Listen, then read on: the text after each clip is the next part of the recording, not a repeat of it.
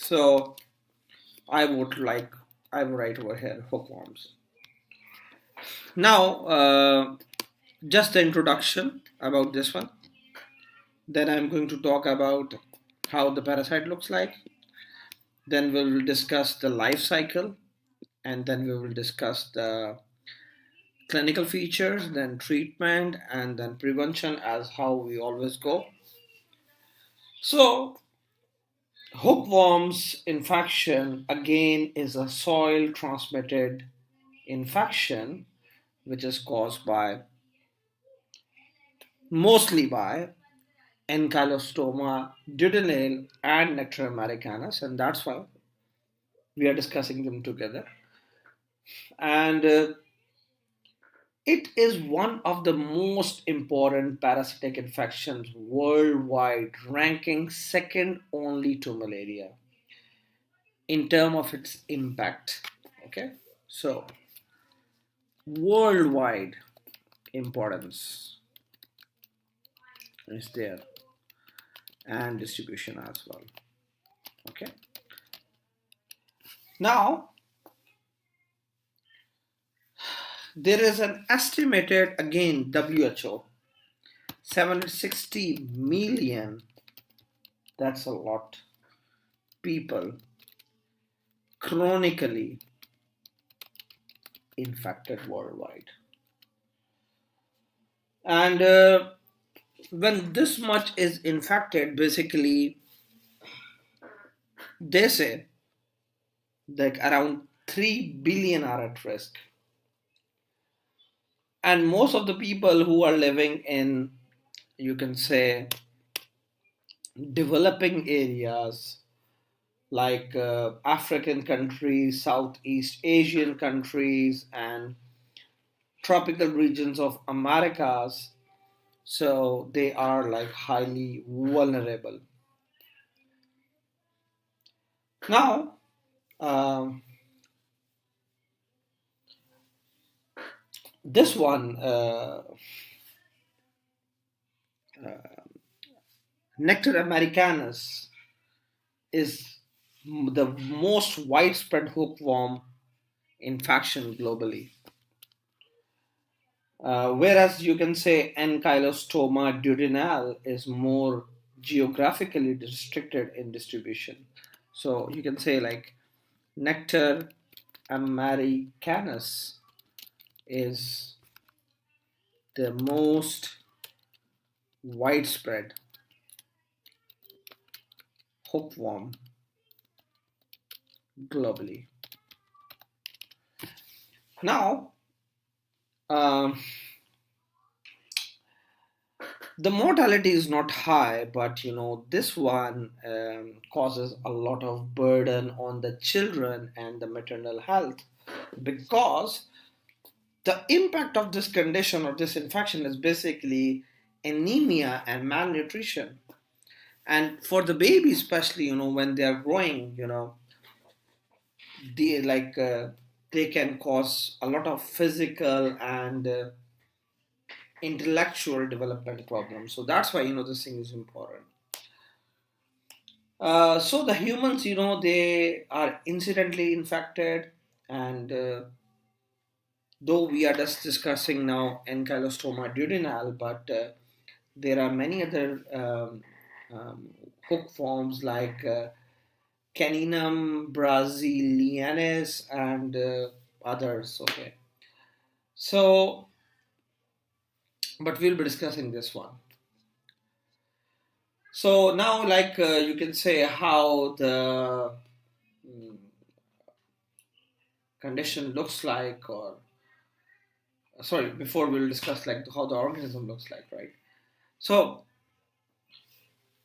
uh, like this infection has caused what you can say a lot of burden on the health system, and climate is very important, in transmission of this infection because any place where the warm weather is there or there is moisture is there, so these are basically very ideal for the larva to grow.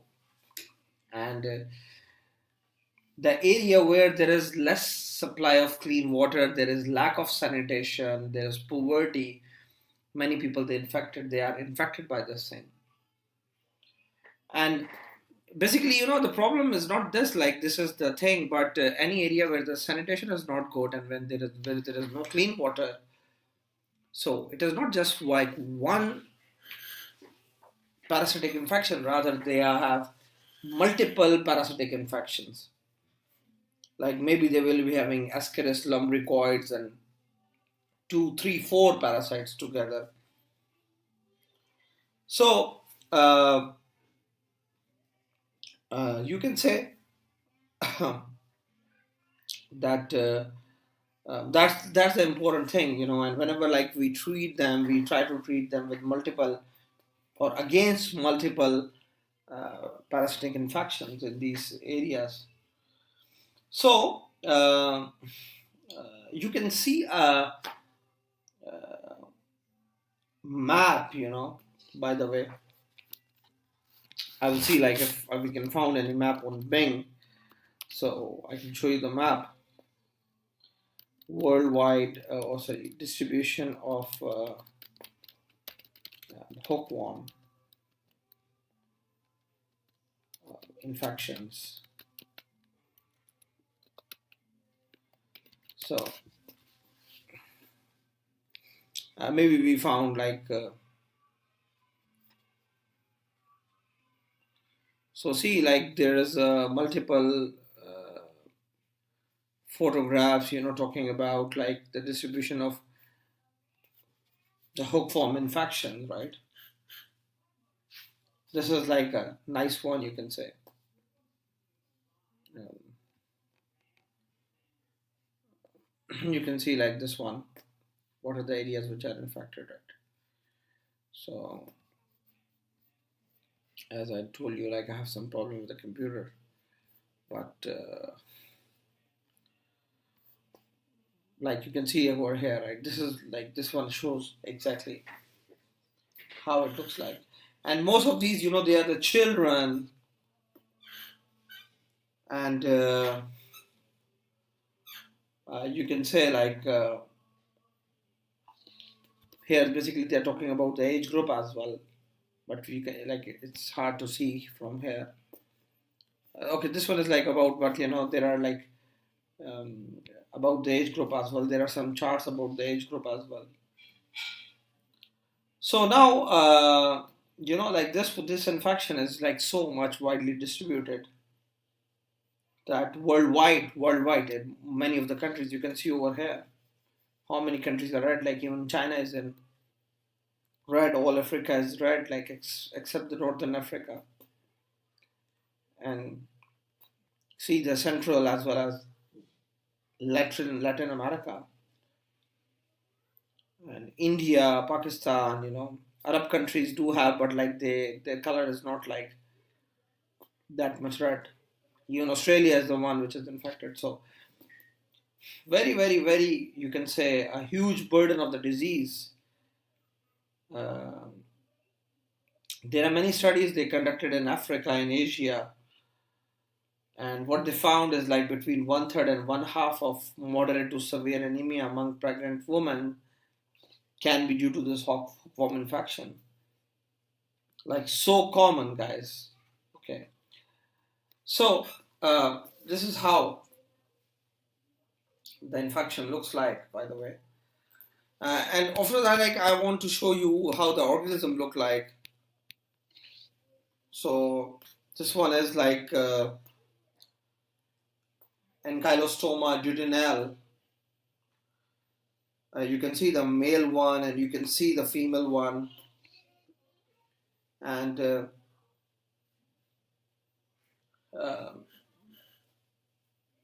you can see like how they look like, right?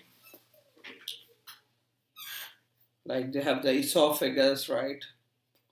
They have the buccal capsule, copulatory spicules in males, and vulval opening in females. There is anal pore, and this is the copulatory bursa by which they copulate to reproduce. The male are smaller, the female are larger. Male have this copulatory bursa, female don't have that. Whereas you can say posterior end is tapering in the female and expanded like an umbrella because of this copulatory bursa in males. This is how they look like, right? And these are the eggs, how the eggs look like seen under the microscope, and this one is a diagram they have done. They are basically colorless and they float in a saturated salt solution, and you can see like the eggs contain these blastomeres, 4 to 8 blastomeres are there. A single female worm lays around 25,000 to 30,000 eggs in a day. So they lay around 18 to 54 million eggs during their lifetime. So quite, you can say, extensive type of thing, right? Now, guys, talking about the infection, you can see again, this is the infective stage and this is the diagnostic phase. And the hookworm transmission occurs when a third stage filariform, this is filariform larva, come in contact with the skin. And this larva basically have the ability to penetrate the skin, and most often like those of the hands and the feet, arms and legs, or simply the exposed area. So basically they enter through the hair follicles, or if there is any break in the skin. So following skin penetration, the larva enters the subcutaneous venules, like the same thing which we are discussing for the last 2-3 weeks. And then through the lymphatics, it goes into the circulation, reach to the right heart, reach to the reach to the lung circulation or pulmonary circulation, and ultimately they will reach to the pulmonary capillaries. They will penetrate the alveoli, then they ascend to the bronchial tree, from bronchial tree to the trachea, and then they go into the epiglottis, into the pharynx, and then they are swallowed back into the GIT. So once in the GIT, the larvae undergo 2 changes in the lumen of the intestines before they develop into the egg-laying adults form around 5 to 9 weeks after skin penetration, or you can say around 1 to 2 months after they will reach the adult form. So they are around 1 centimeter in length, but as you know, the females are larger and the males are smaller, as I show you, right? So simply the adult hookworm, or I'm talking about both, like either it's Nectar americanus or Ankylostoma duodenal, they live in the proximal portion of the small intestine, or you can say the duodenum and jejunum, right? And here they can live for years. Okay, they can live for years, a long time. So the thing over here is Ankylostoma duodenal, it survives for an average of 1 year in human intestine, whereas Nectar americanus, they generally live for 3 to 5 years. So you can say this one around 1 year, this one around 3 to 5 years. So this adult one, they keep on attached onto the mucosa of the small intestine, Okay, and